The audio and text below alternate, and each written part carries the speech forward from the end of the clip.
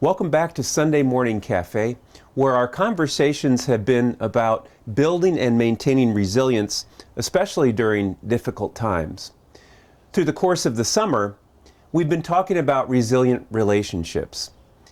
Here recently, a couple of you have asked me if could I talk about resilient marriages in the empty nest phase of life. And so as I launch into that project, I'm thinking of a phrase I've heard somebody say that, in the empty nest phase, around the time people start retiring, you get twice the spouse with half the income. It's kind of depressing. What that phrase is kind of getting at is in the empty nest phase of life, the children are no longer in the house.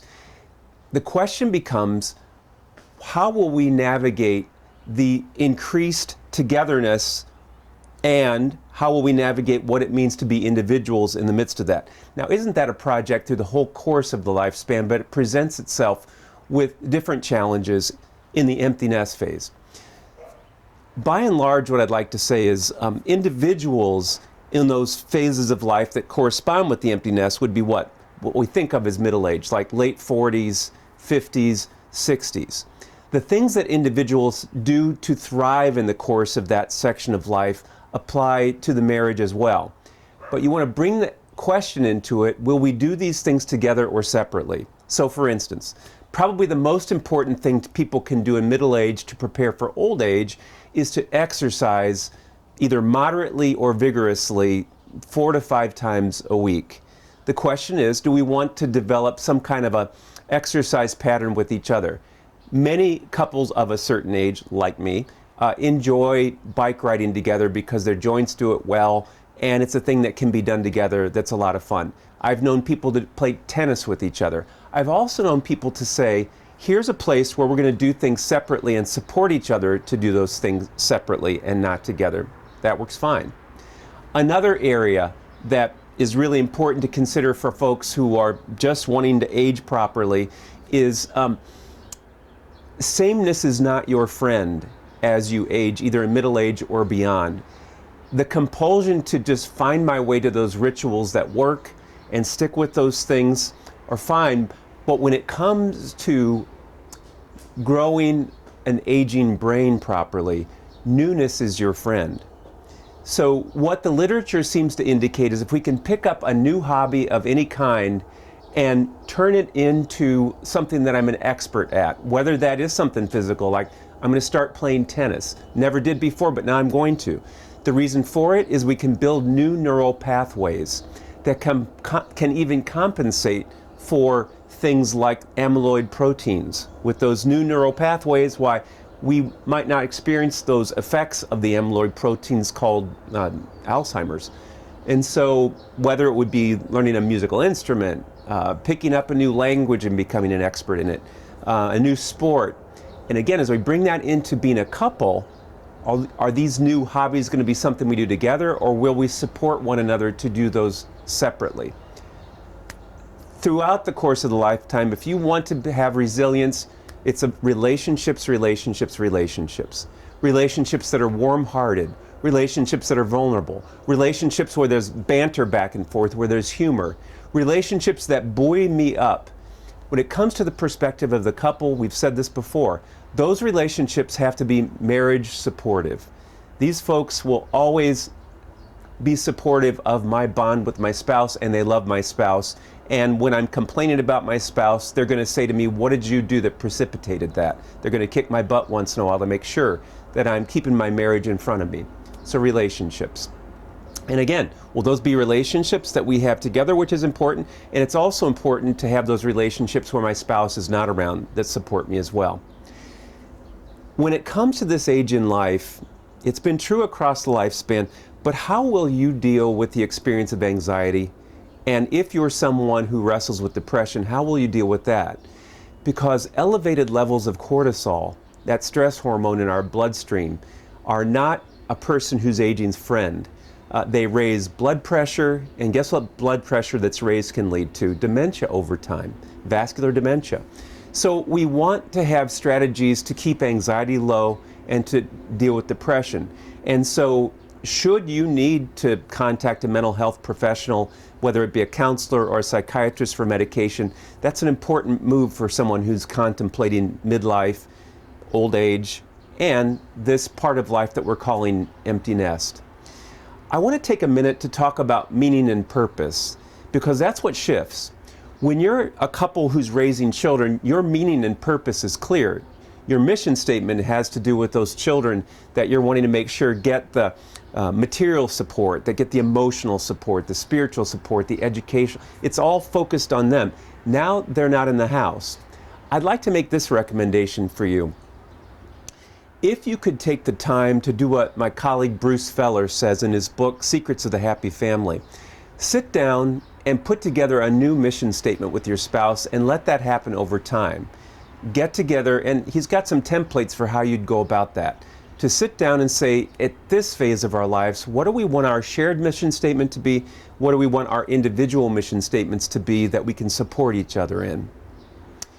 Erik Erikson talks about this phase as being a time where if you navigate it properly, you'll find yourself more and more being kind of a gray hair in the community where you're mentoring your children and other people's children, the next generation, and you're contributing to the community in some way.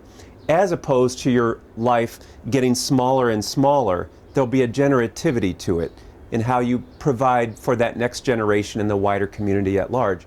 Meaning and purpose is what we're talking about. There's a couple other areas to discuss. This time is ripe to consider spirituality. For some of you, I would encourage you to look back into your religious traditions that you may have abandoned years and years ago and see if you can enter into it with a fresh start. Because when you were younger, you were taking it all in from a concrete operational standpoint. And some of those stories seem very superficial to you because they were from that perspective. Whereas now, one of the things that builds in an older person, it's true, we don't have the short-term memory of a young person, but here's what we do have according to research. We have a capacity to see patterns, to see larger patterns. We don't lose the forest for the trees, we see the forest. And so to enter back into those traditions and to see the power in some of those stories.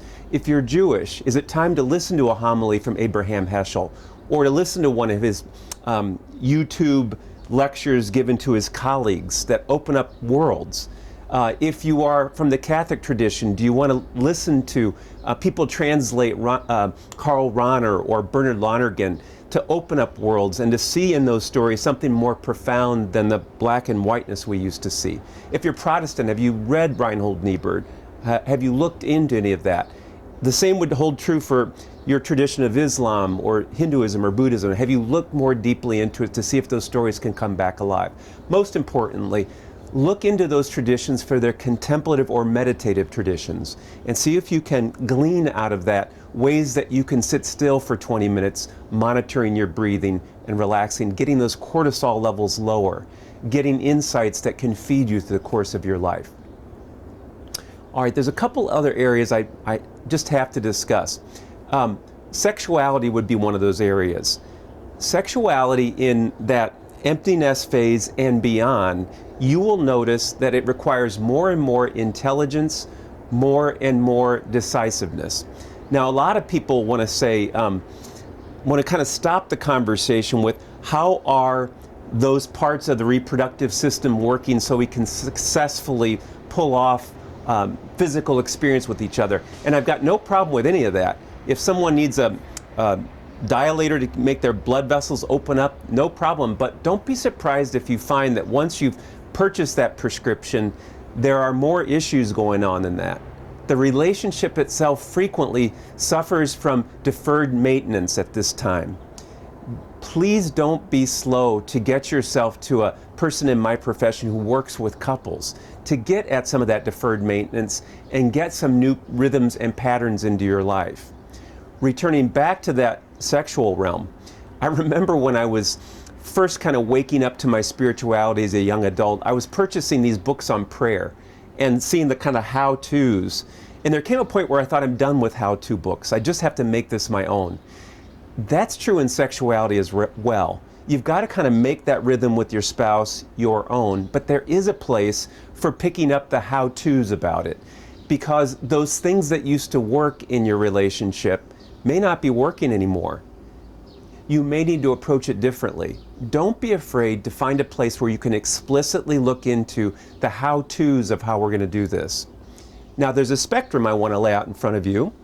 There are those approaches that want to say just falling more deeply in love takes care of it. And I can't argue that that would take you many, many miles. But there's other perspectives that want to say figuring out how to be more adventurous, figuring out how to bring newness into that area as well is also very important. Both of those polarities have to be honored and everything in between as you look at that area. If you think of middle age as a training ground for how I will be in those later years of my life, when Erik Erikson said the challenge is more integrity versus despair, is how his wife put it, because she's the one that added that 9th stage of development, because he died before he was an old guy. And that looks like, how do I do my aging where I know how to exercise that letting go muscle? Because a lot of letting go happens in those last phases. So to practice it now in the empty nest phase would be to say, when I find that I'm right here ready to mentor and no young person will listen to me, how do I, rather than fume and fuss, how do I let go a little bit there? How do I bring humor into it? How do I have a good laugh at myself? And that's a really important part of that business of how do I let go. But the other part is, how do I not let go of what I don't need to let go of? Like, how do I hold on to some things I want to make sure that I hold on to, like my integrity, like my word, like my humor? How do I hold on to that kind of thing becomes the question. Edna St. Vincent Millay had a great quote in one of her poems. "I shall die, but that's all I'm going to do for death." And that is about as good a mission statement as I can think of for that last part of life. I shall die, but that's all I'm going to do for death. In any given moment, what am I doing to be alive, fully human, becomes the question. And that's where we're going to end our conversation for today. I'll see you next week as we continue our discussion on how to maintain resilience during these difficult times.